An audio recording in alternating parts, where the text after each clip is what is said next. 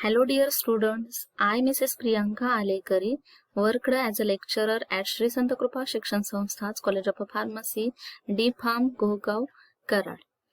Today I am going to discuss the topic antidysenterics from pharmacognosy, D Farm first year.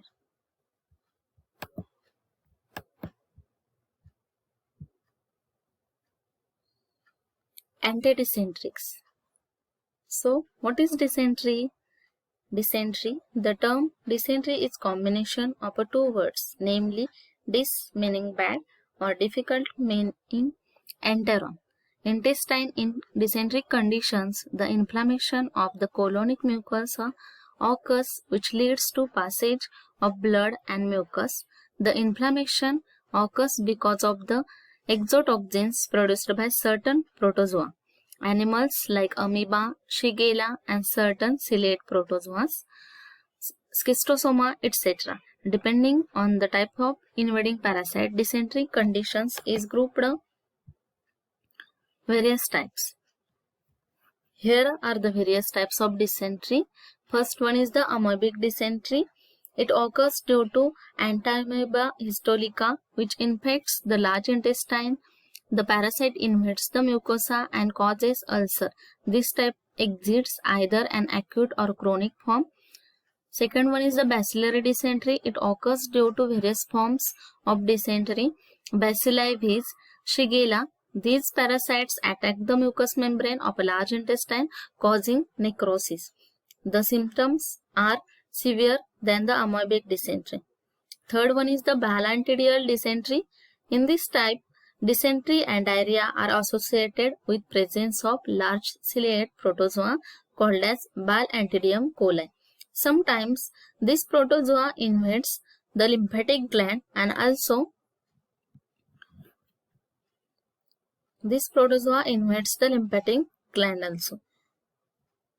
Fourth one is the schistosomal dysentery.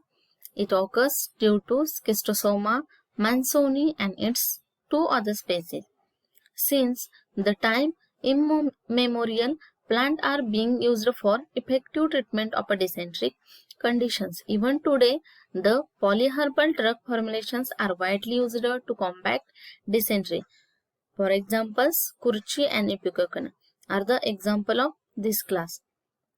So, here are these four types of dysentery: amoebic dysentery, bacillary dysentery, balantidial dysentery, and schistosomal dysentery.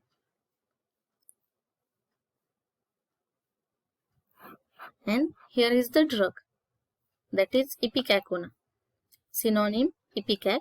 Biological source: it is dried roots or the rhizomes of a Cephalus ipecacuanha belonging to family Rubiaceae. It contains not less than 2% of ether-soluble alkaloids of Ipecacuanha, of which 50% should be emitted. Geographical source: Brazil, Malaysia, Myanmar, Bengal, Colombia. It is also cultivated in India, in West Bengal, Assam, and Sikkim. Organoleptic characters of Ipecacuanha. Brazilian Ipecacuanha. Root: color are dark brick red to dark brown. Odor is faint. Taste is bitter. Size is up to 150 mm length and 6 mm thick. Shape: found in Tertus species. Rhizomes: color brick red to dark brown. Size is about 2 mm in a diameter attached to root. Shape is cylindrical. So here is the plant of the Ipecacuanha. In previous slide, this is Ipecacuanha roots or the rhizomes. Morphological characters or the organoleptic characters of Panama Ipecacuanha. Color is grayish brown to reddish brown. Odor is faint. Taste is bitter. Size is larger than Brazilian, 9 mm thick. Shape is cylindrical. Extra features: annulations are present in Brazilian variety and absent in a Panama variety. Ridges are present encircling the roots in both. Next one is the chemical constituents of Ipecacuanha. Chemical constituents, it contains 2 to 2.5% of isoquinoline alkaloids. The alkaloids are cephalin, cyclotrin methyl ether, and imetin. The alkaloids are closely related and can be interconverted. Also contains ipecacuanic acid, glycoside, starch, phytosterol, malic acid, citric acid, sugar, resin, and fat. And also it contains calcium oxalate. So here you can see the plant of Ipecacuanha, and below the roots there are rhizomes of Ipecacuanha. Chemical taste of Ipecacuanha. First one is the 500 mg drug plus 20 ml HCl plus 5 ml water. Shake well and filter. After, take a filter plus 0.5 mg potassium chloride. Then it shows yellow color, and after unstanding it changes to red color due to emitting. Second one is the drug plus sulfuric acid plus molybdic acid. It shows bright green color.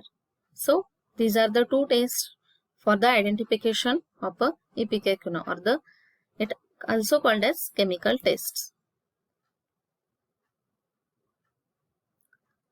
Next one is the uses of Ipecac, that is Ipecacuanha.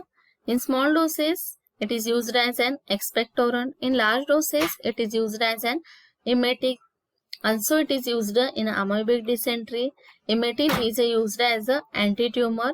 Ipecac syrup is used as an antidote because of its emetic properties. Thank you.